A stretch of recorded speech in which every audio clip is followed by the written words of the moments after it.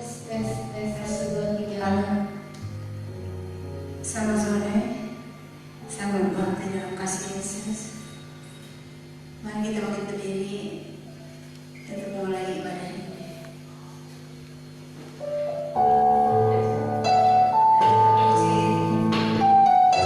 Tuhan tak pernah janji.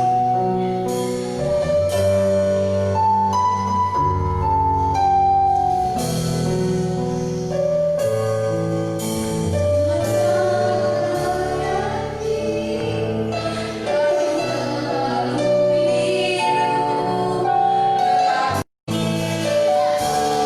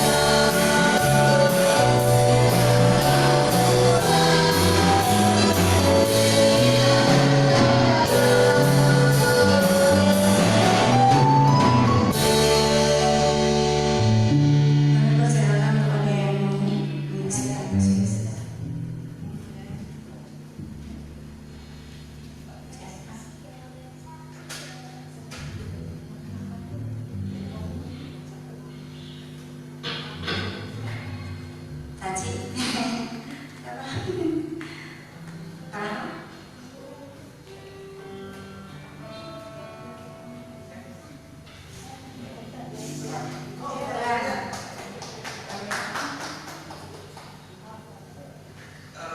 sore, Shalom.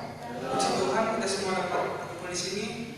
Saya bersaksi bahwa tadi itu kan harus sekarang masih kuliah, jadi harus putar kampus tadi belum benar-benar penyertaan Tuhan. Jadi ceritanya saya itu ikut suatu perlombaan dan puji Tuhan lolos.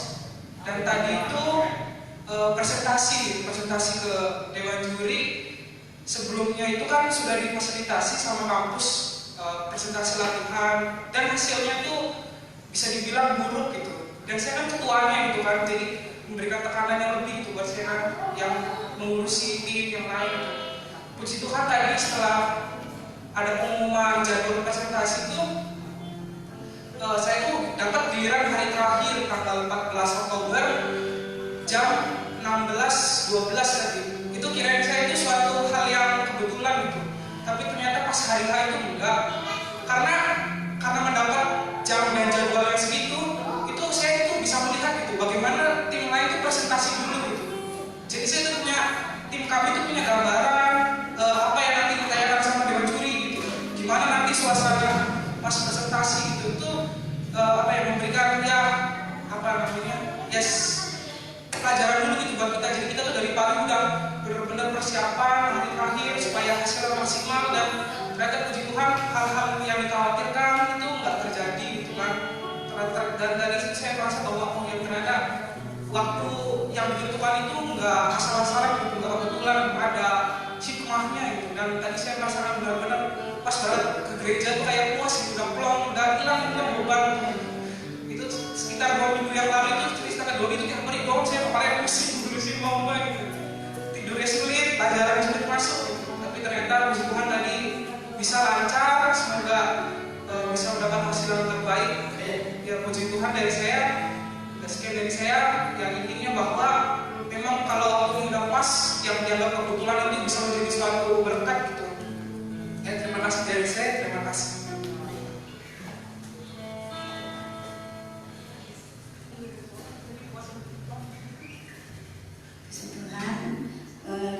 Kesaksian dari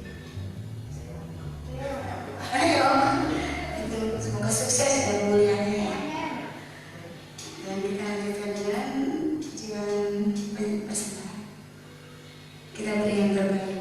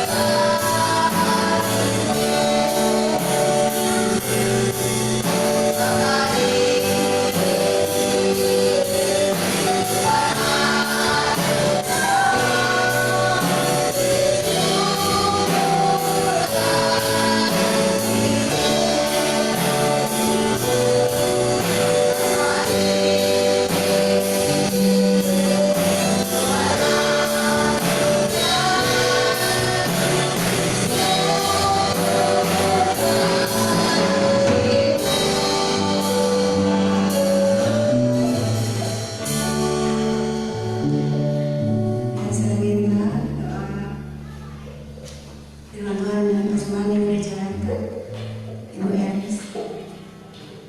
Mengucap syukur Tuhan Yesus buat hari ini Tuhan. Engkau mengadakan kami sesuatu yang terbaik dengan segala keberadaan kami Tuhan.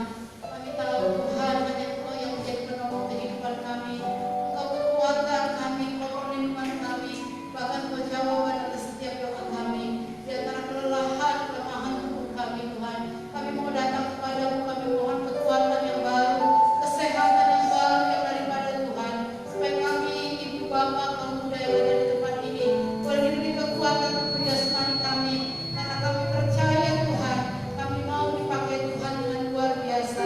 Terima kasih Bapa, kami mau mendengar firman-Mu. Kau akan urapi hamba-Mu dengan kuasa-Mu ya Tuhan. Kau akan pakai hamba-Mu Tuhan, untuk tidak bibir hamba-Mu Tuhan. Kau pakai dengan luar biasa, dan daripada Tuhan saja firman itu mengalir, memberkati juga Tuhan. Korban persembahan yang sudah kami berikan, kami bawa ke dalam rumah Tuhan. Biarlah korban persembahan kami boleh menjadikan korban persembahan yang menyenangkan hati Tuhan, dan Tuhan boleh memberkati berlipat kali ganda. Berkati juga Tuhan jemaat Tuhan yang beribadah di rumah masing-masing. Tuhan tolong mereka juga Tuhan, supaya kuasa Tuhan Roh Kudus-Mu terus ada dalam kehidupan mereka, dan mereka boleh mengandalkan Tuhan dalam setiap saat.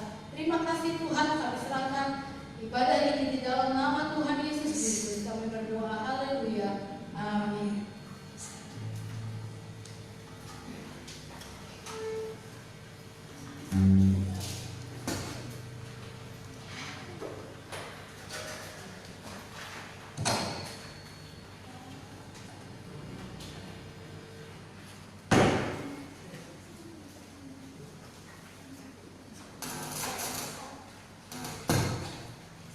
Haleluya.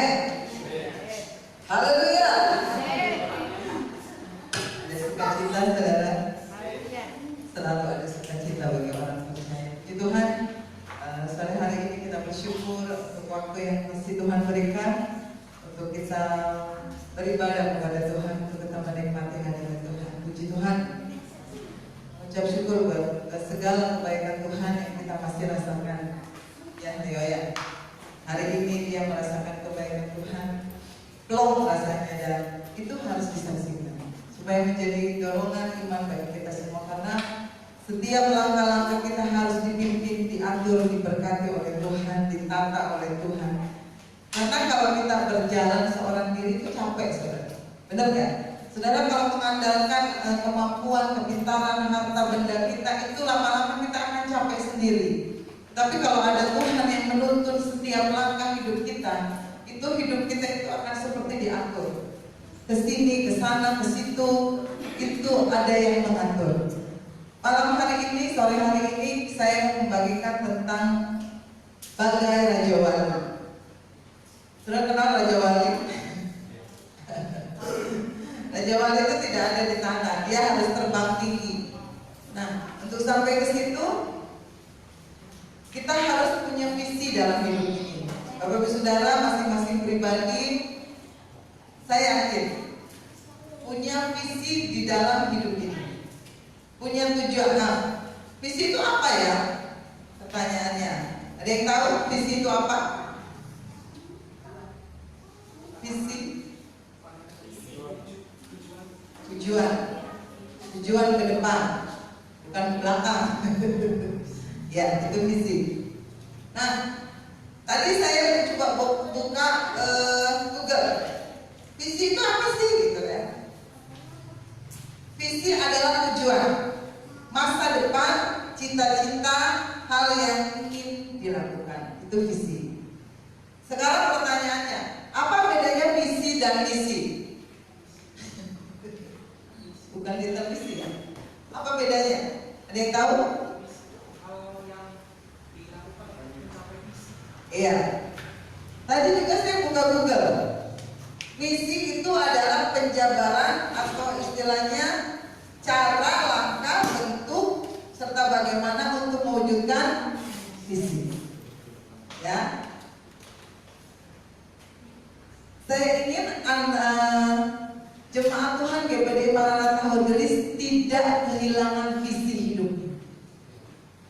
Karena kalau orang yang sudah punya visi, dia pegang visi itu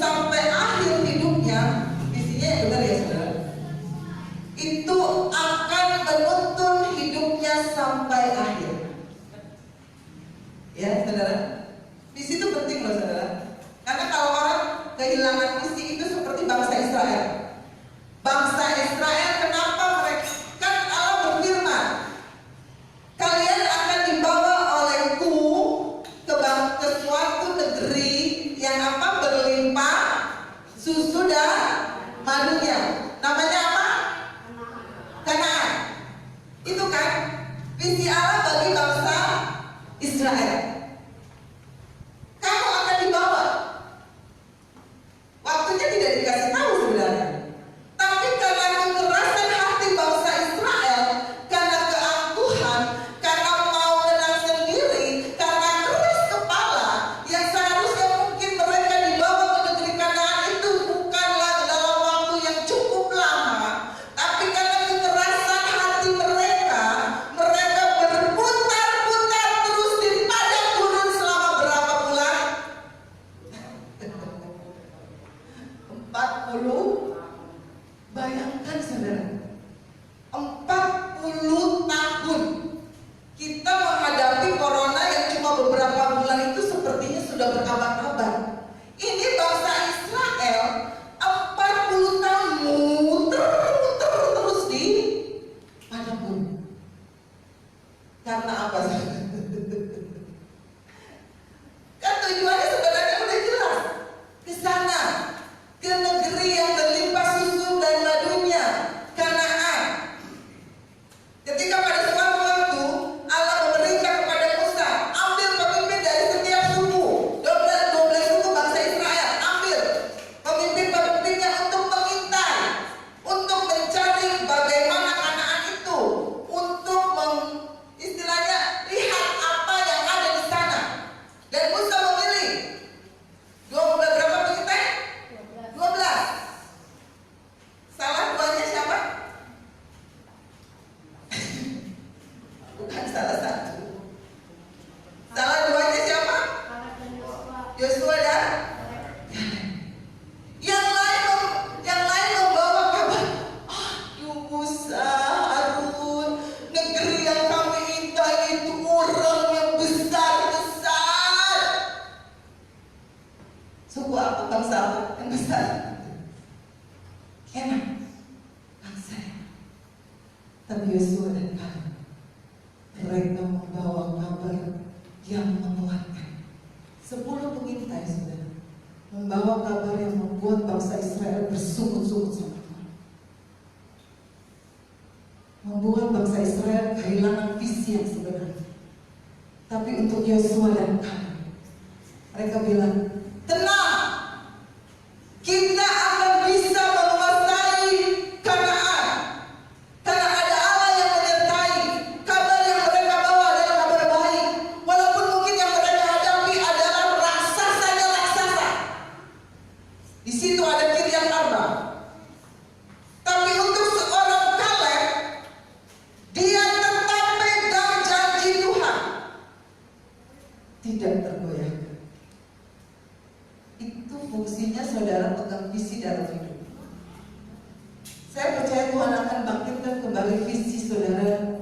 Yang mungkin saudara kadang-kadang kita ketika mengalami persoalan, kita seperti berputar-putar di padang gurun, tidak menentu arah. Ambil kompas dari Tuhan, supaya arah yang kita tuju itu benar. Kita tidak putar-putar di persoalan-persoalan yang sepele. Kita tidak berputar-putar terus di padang gurun kehidupan dunia ini dengan masalah yang sepele. Tapi Tuhan akan arahkan kita kepada satu visi yang akan memberikan kepada kita kemenangan. Bilangan 14 ayat 38. Bagaimana seorang Kaleb? 24 dulu deh. Bilangan 14 ayat 24. Kita akan mengetahui siapa Kaleb. Tetapi hambaku Kaleb, partnernya Yosua, karena lain jiwa yang ada padanya, dan ia mengikut aku dengan sepenuhnya, akan kubawa masuk ke negeri yang telah dimasukinya itu, dan keturunannya akan memilikinya. Kaleb tetap pegang visi dari Tuhan. Dia tidak peduli kalau bangsa yang dihadapi adalah bangsa enak. raksasa. Ada raksasa yang dihadapi. Apa raksasa saudara hari-hari ini? Masalah keluarga kah? Masalah pernikahan kah? Masalah usaha kah? Masalah apapun. Raksasa masalah yang mungkin saudara hadapi hari-hari ini. Tetap mengikut Tuhan dengan sepenuhnya. Maka janji Tuhan akan digenapi. Ayat yang ke-38.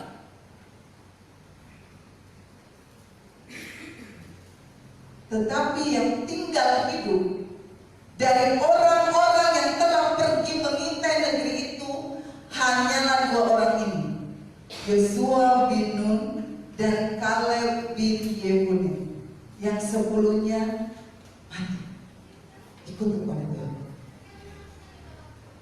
Saudara, akan sangat penting untuk kita bangkitkan lagi. Apa sih tujuan kita ada di muka bumi? Betul, saudara? Kalau saudara udah kehilangan tujuan, saudara udah kehilangan arah, kita akan seperti bangsa Israel yang berputar-putar. Apalagi kalau kita berhadapan dengan raksasanya masalah dalam dunia ini. Oh, habis sama iblis, saudara. Tapi untuk seorang Kaleb, dia tetap pegang janji Tuhan sepenuh hati. Yosua 14. Bagaimana dia menagih apa yang dijanjikan oleh Allah kepadanya lewat Musa. Yosua 14 ayat yang ke-10 sampai 15. Ada baiknya kita baca dari ayat 7 aja deh, biar kita lebih mengerti. Nah, saudara, aku berumur 40 tahun. Ini Kaleb.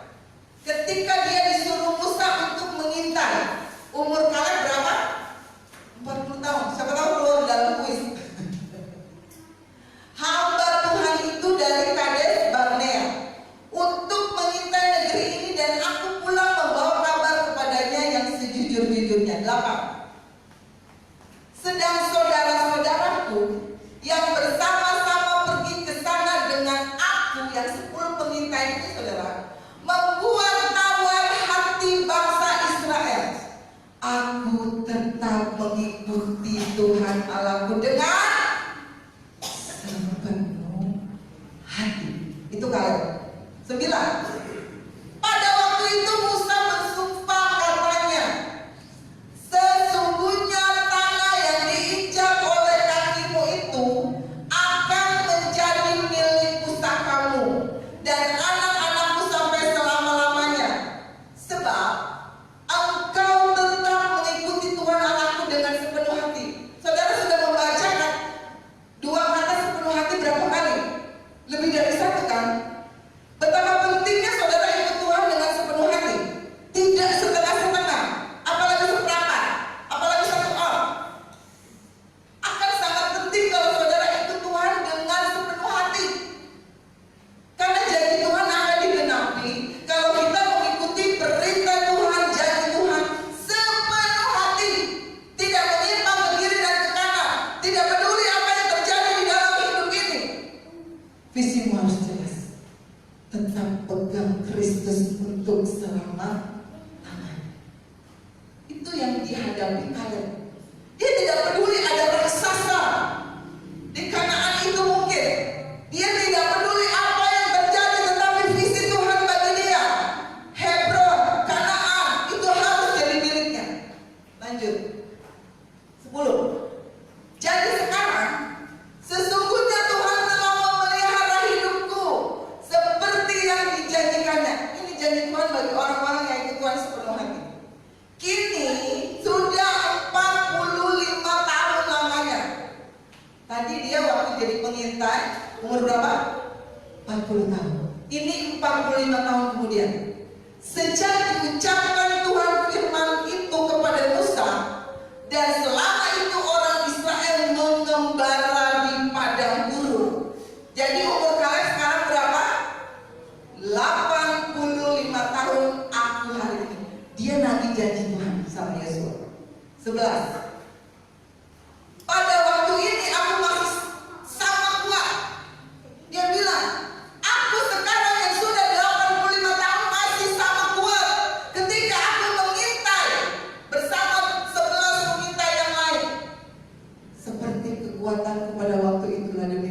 kekuatanku sekarang untuk berperang dan untuk keluar masuk. Selanjutnya 12. Oleh sebab itu, kalau saudara ikut Tuhan dengan sepenuh hati boleh nangis janji sama Tuhan, ya. Tapi kalau saudara ikut Tuhan dengan tidak sepenuh hati, jangan coba-coba nangis janji sama Tuhan, ya. Berikanlah kepadaku pegunungan yang dijanjikan Tuhan pada waktu itu, sebab kau sendiri mendengar pada waktu itu bahwa di sana ada orang enak dengan kota-kota yang besar dan berkuku. Mungkin Tuhan menyertai aku sehingga aku menghalau mereka seperti yang difirmankan Tuhan. 13. Lalu Yosua memberkati Kaleb bin Yefune dan diberikannya Hebron kepadanya menjadi milik pusaka. Hebron adalah visi seorang Kaleb. Itulah sebabnya Hebron menjadi milik pusaka Kaleb bin Yefune orang Kenas itu sampai sekarang ini, karena ia tetap mengikuti Allah Israel dengan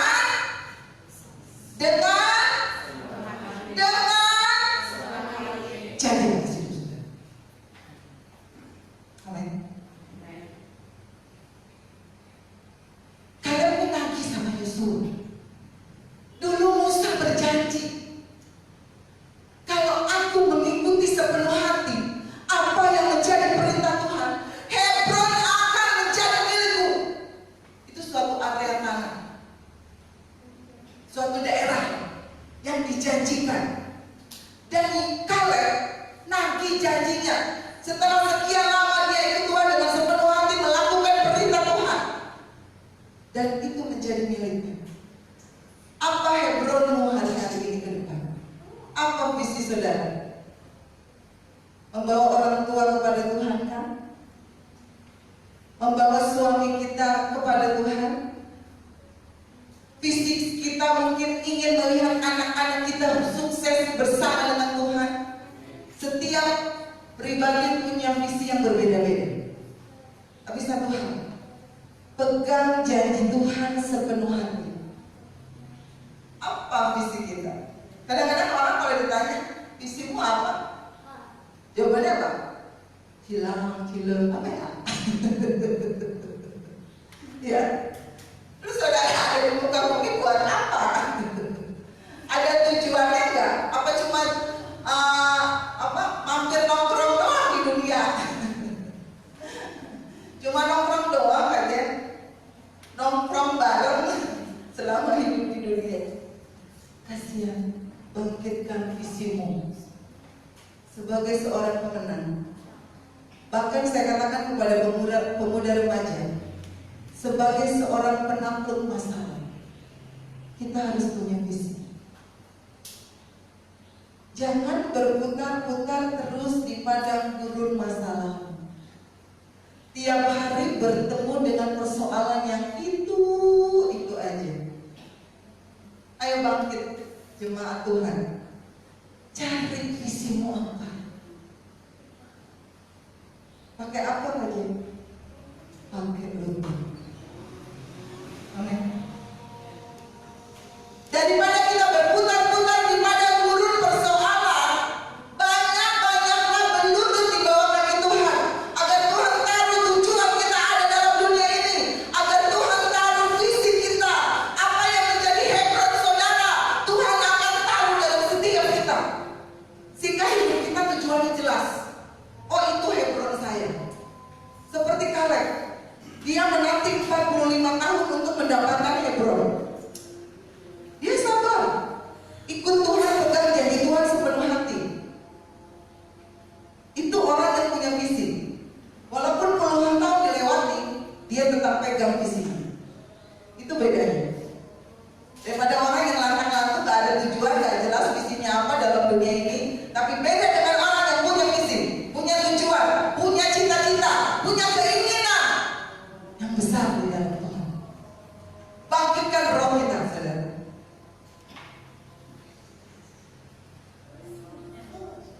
Saya bilang kepada pemuda remaja, kalau pertumbuhan jasmani batasnya sampai umur 25. Mentok. Yang pendek ya tetap pendek, benar nggak? Mau tinggi ya nggak bisa, mau ditarik-tarik nggak bisa. Itu pertumbuhan fisik. Tapi kalau pertumbuhan roh memang tidak kelihatan. Tapi pertumbuhan roh itu unlimited, tidak terbatas.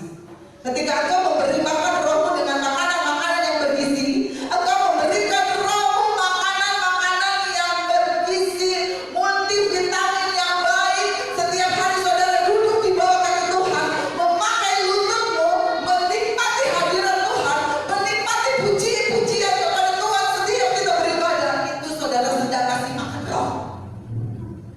Dan roh itu akan bertumbuh terus setiap hari. Bertumbuh terus, dan dia akan menjadi raksasa roh. Buat apa kita menjadi raksasa roh? Engkau akan menaklukkan masalah. Engkau tidak takut ketika berhadapan dengan masalah. Itu fungsinya saudara, membangkitkan visi, menguatkan roh kita, memberi makan roh kita setiap hari, setiap saat. Supaya apa? Ketika masalah datang, ketika raksasa persoalan berhadapan dengan saudara, saudara tidak takut. Itu fungsinya saudara menjadi raksasa roh. Amin. Jangan jadi roh yang kerdil. Ketika masalah datang, takut. Aduh, aku. Ada di sini. Kalau masalah datang, jangan dikit. Jaga jarak. Tapi kalau roh saudara sudah jadi raksasa, saudara tidak akan lagi takut berhadapan dengan masalah. Dan itu untuk menjadi raksasa roh harus dikejar. Bukan hanya nunggu kemurahan Tuhan. Segini aja udah cukup. Jangan.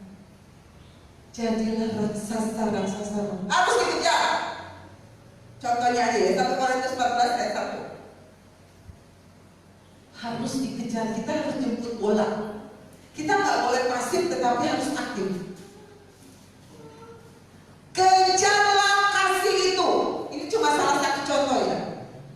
Kejar. Leo kalau ngejar Ami,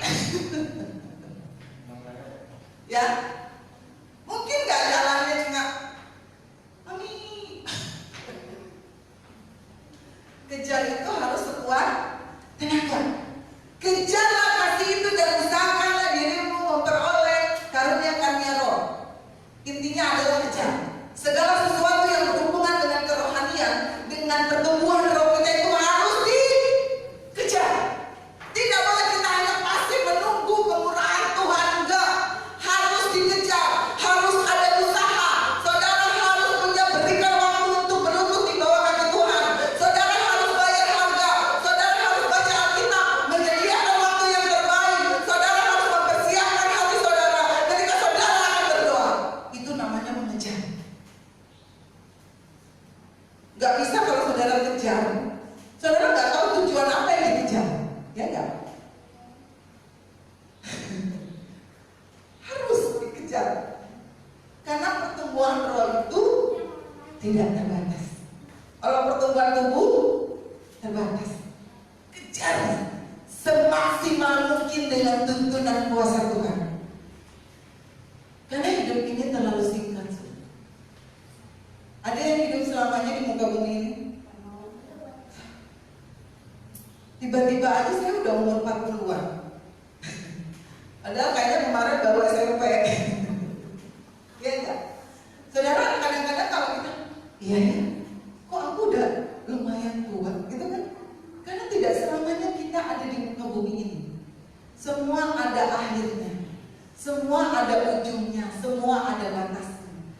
Oleh sebab itu, karena hidup ini terlalu singkat, jangan menyia-nyiakan waktu yang ada. Jangan kita hanya berputar-putar terus di masalah-masalah sepele, masalah-masalah kecil. Sedangkan orang lain udah seperti Raja Wali, punya roh raksasa, roh yang besar, menaklukkan setiap masalah. Sedangkan yang lain ketika berhadapan masalah mereka tidak takut. Kenapa kita selalu takut? Karena roh kita jarang dikasih makan. Kalau Roh Kudus mengetuk hati kita untuk berdoa, nanti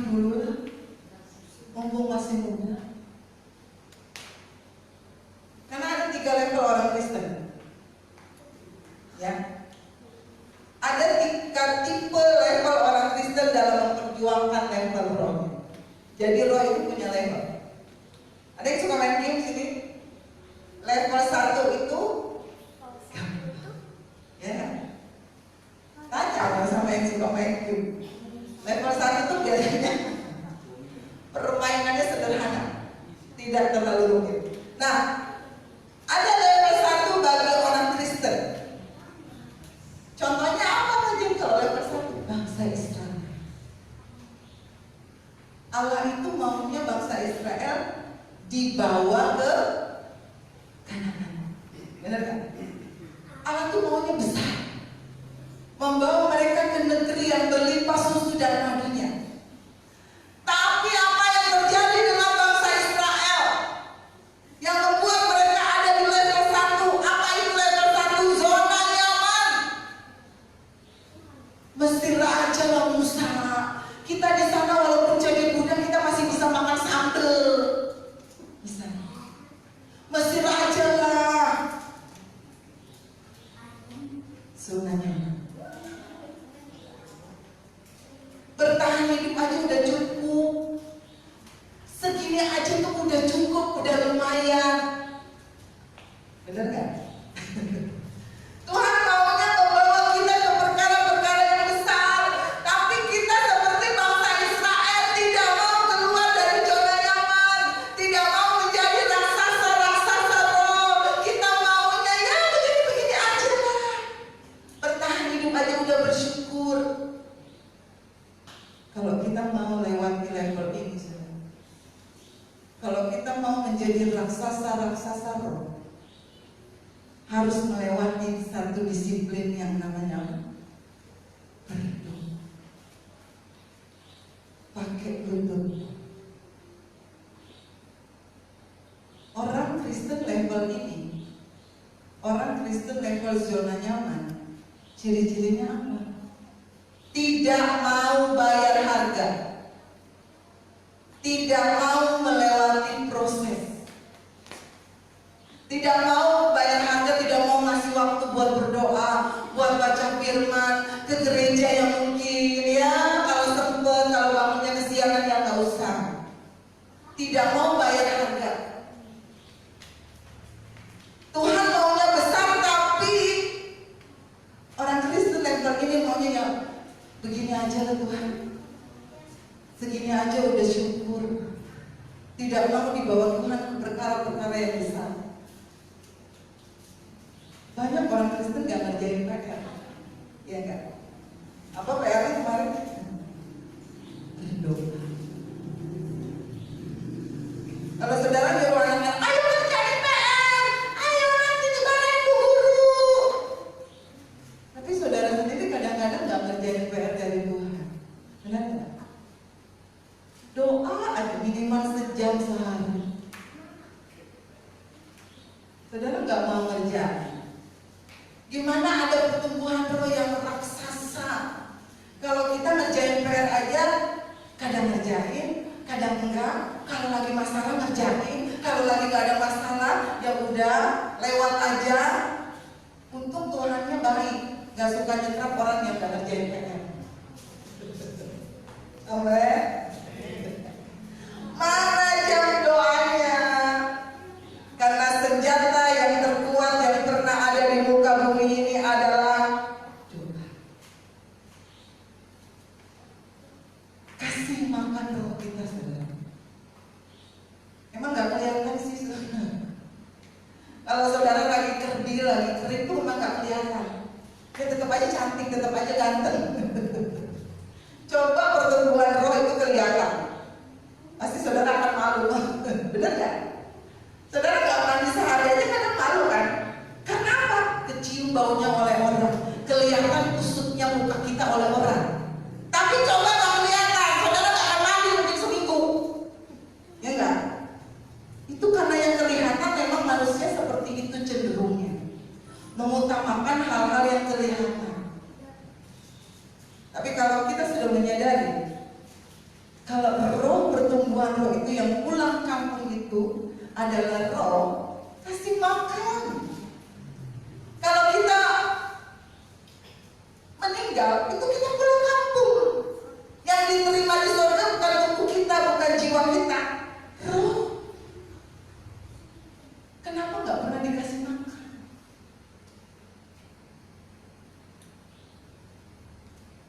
Jangan jadi Kristen, saya bilang kepada pemuda remaja, jangan jadi Kristen ayam. Apa aja Kristen ayam? Kristen. Orang Kristen yang suka makan ayam. Kristen ayam itu mengais-ngais di tanah, mencari cacing-cacing kecil. Kristen ayam itu mempersoalkan hal-hal sepele, mempersoalkan hal-hal kecil, berantem dengan teman seiman cuma gara-gara semen, berantem dengan teman-teman seiman cuma gara-gara hal sepele, gak ke gereja karena gak disalami oleh Bapak Ibu Gembala. Itu namanya Kristen ayam. Kok galak sih? Kayaknya gak apa-apa. Karena saya mau jemaat GBD Maranatha Halgelis bukan jadi Kristen ayam, tapi jadi Kristen Raja Wali. Ketika engkau memberi makan rohmu, engkau bisa terbang tinggi, melihat betapa besar kuasa Allahmu. Engkau akan melihat mujizat-mujizat dinyatakan, bukan mengais-ngais di tanah, mempersoalkan hal sepele, mempersoalkan hal kecil yang tidak ada artinya. Engkau harus jadi Kristen Raja Wali. Untuk jadi Kristen Raja Wali, seorang induk Raja Wali harus mengobrak-abrik apa namanya? Sarang burung anak-anaknya. Obrak-abrik. Supaya apa? Anak-anak Raja Wali itu bisa terbang. Karena hanya itu caranya. Supaya anak-anak Raja Wali itu belajar terbang tinggi, belajar terbang tinggi, melintasi persoalan hidup, belajar terbang tinggi, menjadi penakluk masalah. Itu fungsinya engkau ada di muka bumi. Amin. Jangan mau jadi Kristen ayam. Dibisikin sedikit sama iblis ngambek. Oh iya bener ya. Dibisikin kita teman itu kayaknya sudah benar dari Kristen. Langsung. Itu Kristen ayam. Amin. Jadi Kristen Raja tak perlu berebut dengan hal sepele. Semua sudah ada berkatnya masing-masing. Amin.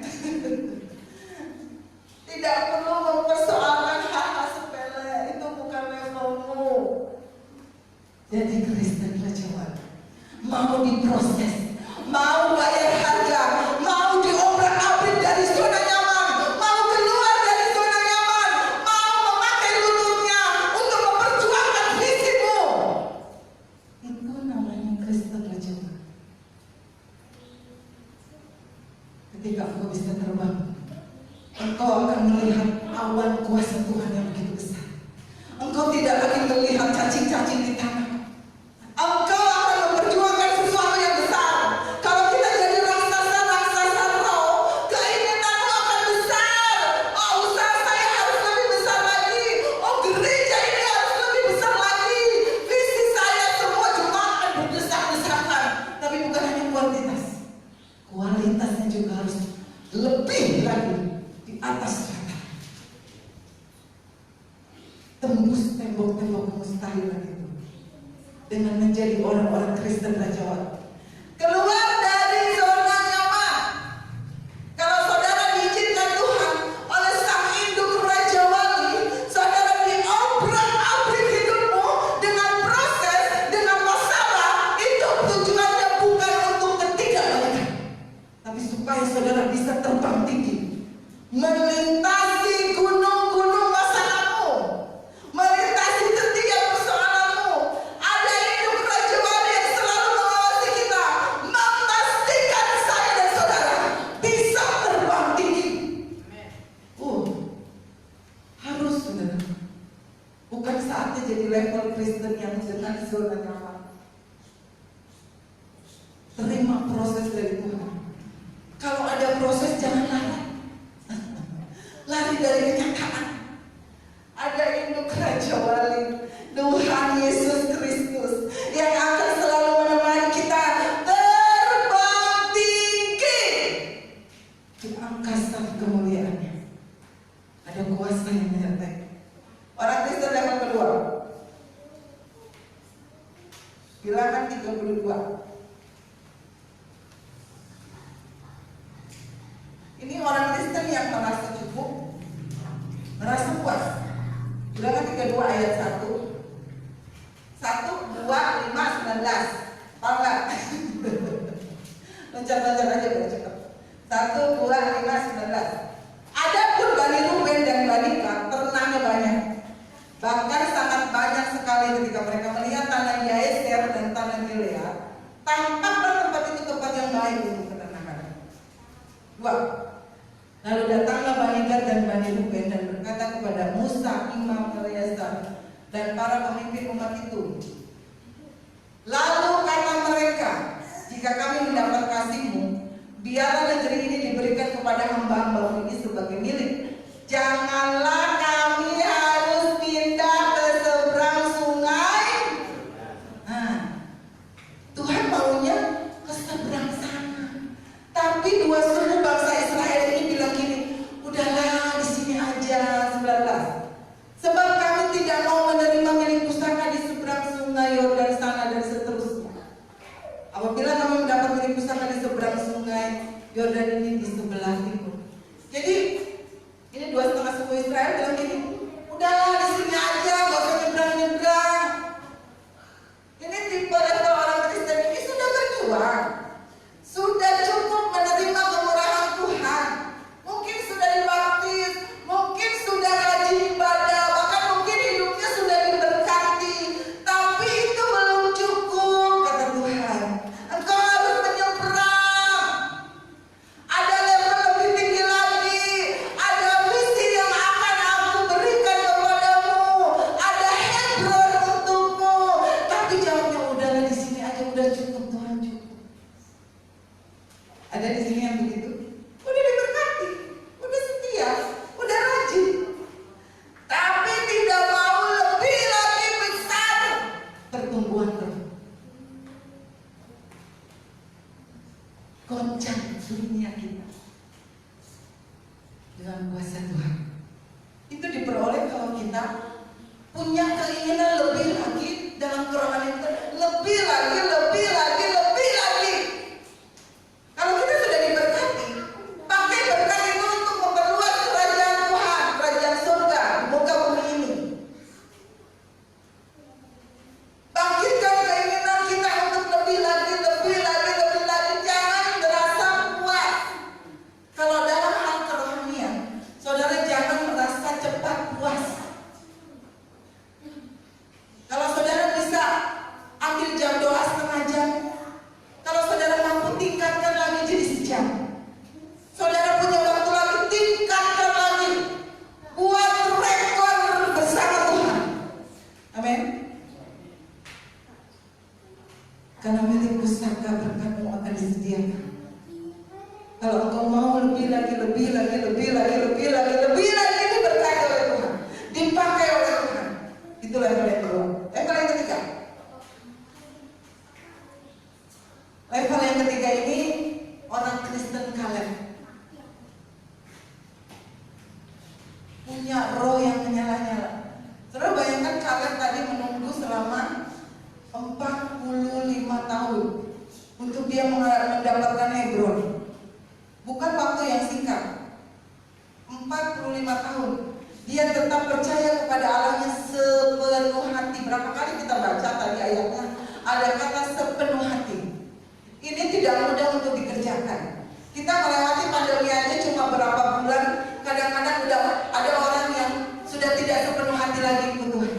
Sudah ada kekhawatiran, sudah ada keraguan-keraguan akan kuasa Tuhan. Sudah ada muncul dalam hati mungkin, aduh gimana ya? Aduh gimana ya? Padahal baru berapa bulan.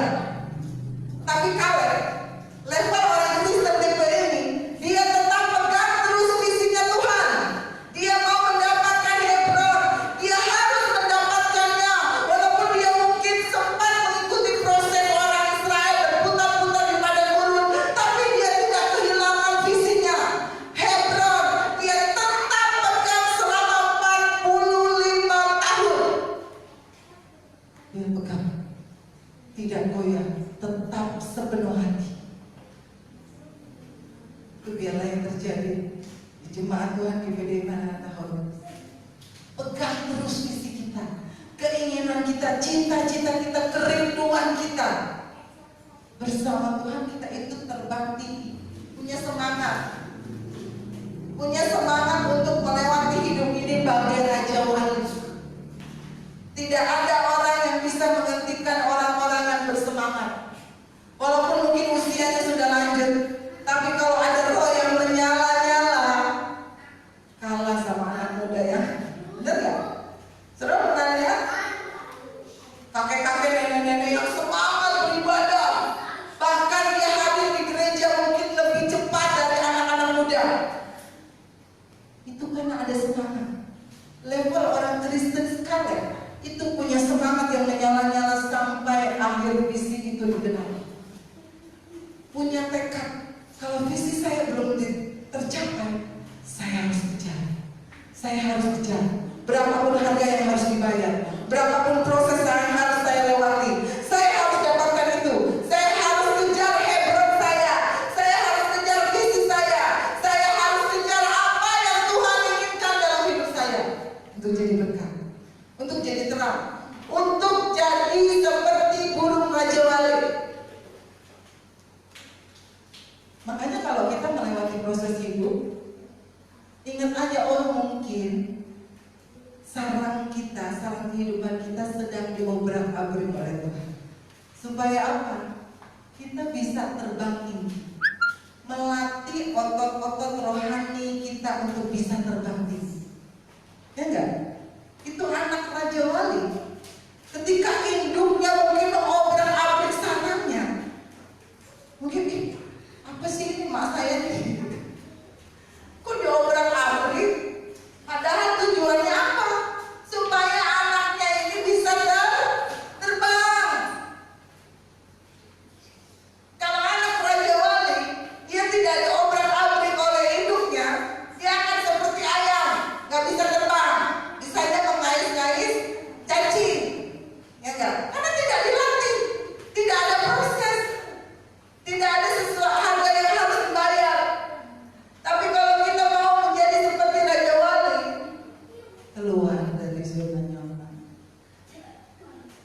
mau diproses, mau bayar harga, mau memberikan yang terbaik buat Tuhan. Saudara, mungkin kalau kita misalnya punya tabungan 1 juta, saudara butuhnya 500.000. Saudara pakai nutup gak untuk dapat 500.000? Ya udah ada kan? Tapi kalau saudara menghadapi persoalan, kebutuhan mungkin yang lebih besar dari apa yang saudara punya, itu saudara pasti butuh pertolongan Tuhan. Benar gak? Ada sebuah gereja, saudara. Gereja ini akan membangun merenovasi gerejanya, dan dana yang mereka punya ya bagi kita gede banget gitu kan. Tapi kalau bagi gereja besar ya mereka punya dana kas 4 miliar. Bagi kita gede banget ya. Itu bisa bangun segala-gala. Tapi kalau gereja besar kan kebutuhannya memang lebih besar. Mereka punya kas 4 miliar. Sedangkan yang dibutuhkan 25 miliar. Dan seperti saudara tahu, kalau membangun itu pasti tidak akan menyusut, pasti akan bisa menjadi lebih besar. Tapi mereka pakai setiap lutut jemaat. Mereka beriman kepada Tuhan. Kalau punya 4 miliar yang dibutuhkan 2 miliar, pakai lutut enggak? Enggak, lesek aja. Tapi kalau cuma punya 4 miliar, butuhnya 25 miliar, pakai lutut dong, benar kan? Oh pinjam aja kan? Yang pinjam juga nggak akan sembarangan orang kasih pinjaman kan? Tapi kalau Allah kita sumber dari segalanya yang kasih, nggak perlu pinjam. Puji Tuhan, saudara. Gereja ini mereka berdoa. Jauh banget loh, 4 miliar ke 25 miliar. Itu kalau saya mikirnya aja udah mentok sana mentok sini. Siapa yang mau ngasih uang bermiliar-miliar kan? Tapi tahu gak saudara, Allah yang kita sembah itu Allah yang tidak terbatas kuasanya. Mungkin bagi kita nggak mungkin, mustahil. Kalau kekhawatiran, kalau kecemasan mengetuk pintu hati saudara, jangan buka sendirian. Saya ulang ya. Kalau kekhawatiran, kalau kecemasan hidup mengetuk pintu hati kita, jangan buka pintunya sendirian. Ya Mi? Jangan sekali-kali buka pintunya sendirian. Bawa siapa? Bawa iman membukakan. Amin. Kalau kekhawatiran, sakit penyakit, kecemasan mengetuk pintu hatimu, jangan buka sendirian. Panggil Yesus Kristus, sumber dari segalanya, untuk membukakan. Pasti kekhawatiran, kecemasan, sakit penyakit itu akan lari terbirit-birit. Amin. Pegangnya itu. Akhirnya gereja ini saudara, bukan lagi mereka menghabiskan dana 25 miliar, 60 miliar. Dan itu disediakan Tuhan, Sang Induk Raja Wali yang mempunyai kuasa di atas segala-galanya. Dan pastikan setiap anak-anaknya yang melewati proses kehidupan, yang mau bayar harga, yang percaya kepada kuasanya sepenuhnya, terbang tinggi, melihat kuasanya yang tidak terbatas. Kalau kita terbang tinggi di angkasa, itu tidak terbatas pandangannya.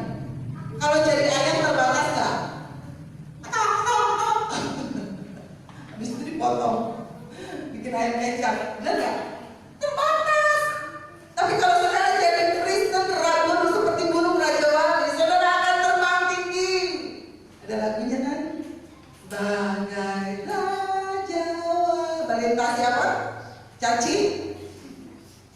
Melintasi gunung tinggi, melintasi badai hidup, melintasi persoalan keluargamu, melintasi persoalan usahamu, melintasi persoalan sakit penyakitmu. Semua akan dilewati oleh seorang Raja Wali. Doa itu adalah gerbang mujizat. Masalah itu adalah bahan baku untuk terjadinya mujizat. Jadi kalau saudara diizinkan Tuhan ada masalah, berimanlah, oh ini bahan bakunya untuk saya merasakan, melihat mujizat Tuhan. Jangan alergi dengan masalah. Amin. Saya mau main musik. Jangan alergi dengan masalah, karena masalah adalah bahan bakunya mujizat. Biarlah pada saat malam hari ini kita mau seperti Raja Wali yang terbang tinggi di atas segala persoalan hidup kita. Percaya saudara, saat kita bersama Tuhan, saat kita percaya sepenuhnya seperti Kaleb kepada Allahnya, tidak ada yang mustahil bagi Tuhan. Saya mau kita semua bangkit berdiri, nyanyikan pujian ini dengan iman. Saya percaya kita semua mau menjadi Raja Wali,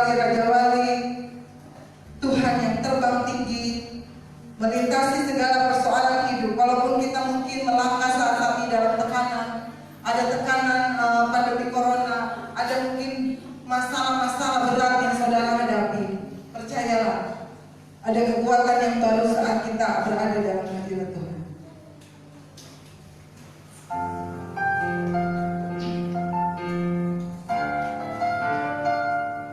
Biarlah hanya kepada Tuhan kita mempercayai. Di saat kita bimbang, kita percaya kepada Tuhan. Hanya kepadanya ku kan berlari. Di saat ku bimbang dalam hidupku, ya ku percaya dalam hadiratnya.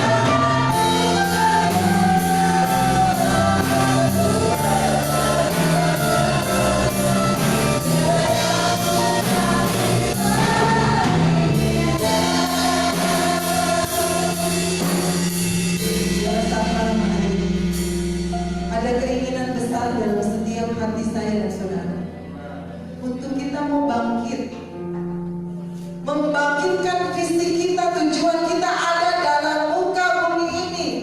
Apa yang menjadi tujuanmu, visimu berada di atas muka bumi ini. Jangan seperti bangsa Israel yang mempunyai visi yang besar sebenarnya dari Tuhan, tetapi mereka berputar-putar di padang gurun persoalan, tidak mau mendengarkan segala perintah Tuhan dengan baik, tidak melakukan perintah Tuhan dengan sepenuh hati, sehingga mereka berputar-putar terus dalam persoalan hidup. Pada saat malam hari ini, ketika firman Tuhan mungkin datang bagi saya dan saudara, Tuhan akan mulai bangkitkan visimu. Apa yang menjadi visimu ke depan? Untuk keluargamu kah? Untuk usahamu kah? Untuk pekerjaan Tuhan di tempat ini kah? Tuhan pasti akan taruh setiap visi itu dalam hati kita.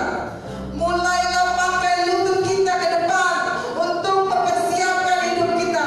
Terbang tinggi bagai Raja Wali, melintasi badai hidup, bukan menjadi orang Kristen seperti ayam yang hanya mempersoalkan hal kecil, hal-hal sepele, hal-hal yang tidak berguna, hal-hal yang tidak berhubungan dengan kerohanian. Tetapi mulai malam hari ini, bangkitkan imanmu, bangkitkan cita-citamu, bangkitkan visimu.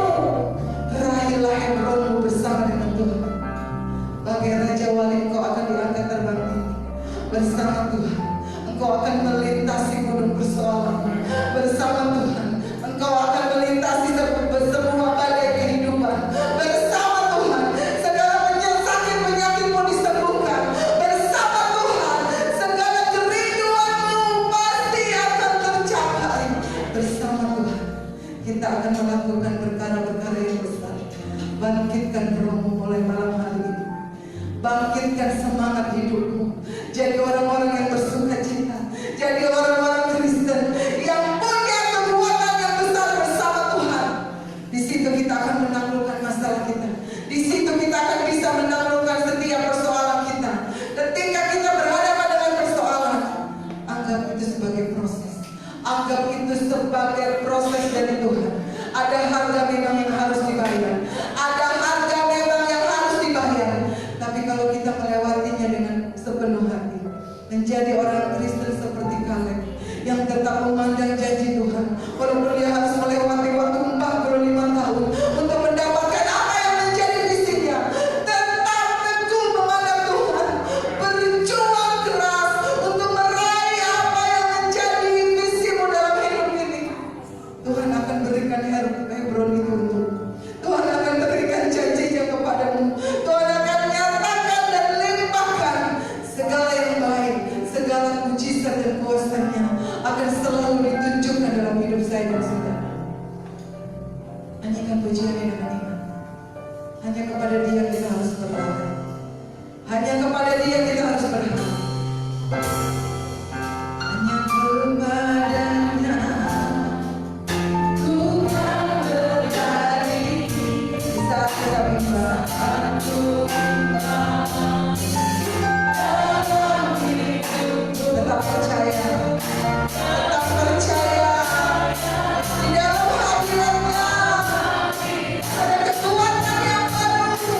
Ada kekuatan yang baru.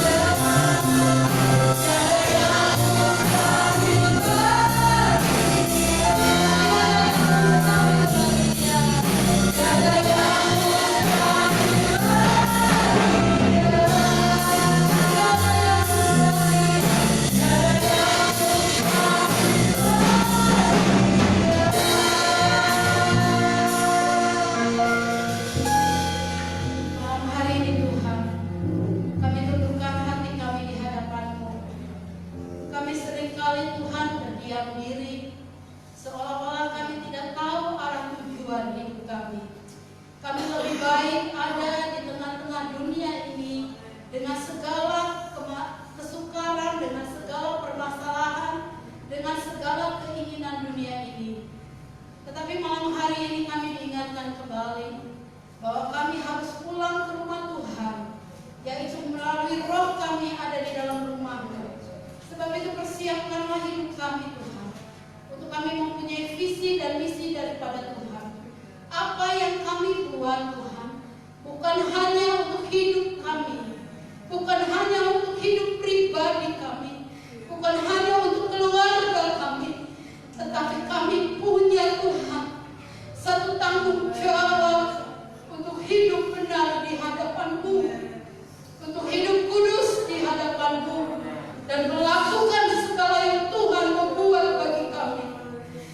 Dan tanggung jawab kami membawa keluarga kami datang kepada-Mu, menyelamatkan orang-orang yang kami kenal maupun yang tidak kami kenal. Kami rindu Tuhan, bahkan satu bangsa ini pun diselamatkan. Terima kasih Bapa, terima kasih. Jadikanlah kami kuat bagaikan Raja Wali. Kami tahu kemampuan itu lemah tanpa Engkau. Sebab itu iman di dalam doa kami, di dalam pembacaan firman kami, di dalam puasa dan pergumulan kami, itu yang memberi kami kekuatan. Bangkitkan iman kami ketika kami sudah mendengarkan firman-Mu. Timbulkan Tuhan, sehingga kami boleh menjadi umat-umat pemenang. Terima kasih Bapa, buat gereja-Mu di tempat ini. Tuhan memberkati gereja-Mu di tempat ini. Tuhan menjaga, melindungi gereja-Mu di tempat ini, bahkan seluruh jemaat Tuhan. Mulai dari anak-anak balita, anak-anak sampai remaja pemuda. Kaum Bapak, kaum Ibu Tuhan, diberkati Tuhan. Dijaga, dilindungi mereka dalam naungan Tuhan. Pekerjaan usaha mereka diberkati, studi kuliah mereka diberkati Tuhan. Karena Tuhanlah yang menjadi kekuatan bagi jemaat-Mu di tempat ini. Kami tidak dapat melakukan segala sesuatu tanpa Engkau ya Bapa. Tuhan, kami pun berdoa untuk Tuhan Yesus, kami memiliki ruangan terbuka Tuhan di belakang Tuhan. Kami tahu dana yang kami butuhkan tidak sedikit untuk membangun ruangan terbuka di belakang Tuhan, untuk bisa kami gunakan untuk fasilitas ibadah Tuhan. Tuhan Yesus, kami berdoa di dalam nama Yesus, Engkau Allah yang mencukupkan kebutuhan kami, Engkau yang mengadakan berkat-berkat-Mu, sehingga Tuhan Engkau sediakan semuanya, dan kami bisa membayar lunas setiap pembangunan Tuhan yang ada di belakang untuk ruangan terbuka bagi gereja di tempat ini. Terima kasih Tuhan. Kami terlalu yakin kuasa-Mu yang sudah menolong kami dahulu akan menolong kami sampai saat ini. Berkati keluarga demi keluarga yang sudah hadir pada malam hari ini. Engkau memberkati keluarga Kempang, Engkau berkati keluarga Iin, Engkau berkati keluarga Paramar, Engkau memberkati keluarga Ferry Malayangki, Engkau berkati keluarga Bunhau, Engkau berkati keluarga Ibu Hijau, keluarga Selamat, keluarga Erlin, keluarga Mei, bahkan keluarga Siajen dan Surbakti. Engkau memberkati mereka. Terima kasih Tuhan, malam hari ini kami mau pulang ke rumah kami masing-masing, beserta dengan kami jaga diri kami. Dan sebelum itu kami memakan malam bersama Tuhan. Memberkati jamuan makan malam kami, kalau berkat di atasnya, dan kami semua boleh mendapatkannya dengan tubuh yang sehat dan kuat. Tuhan memberkati engkau dan melindungi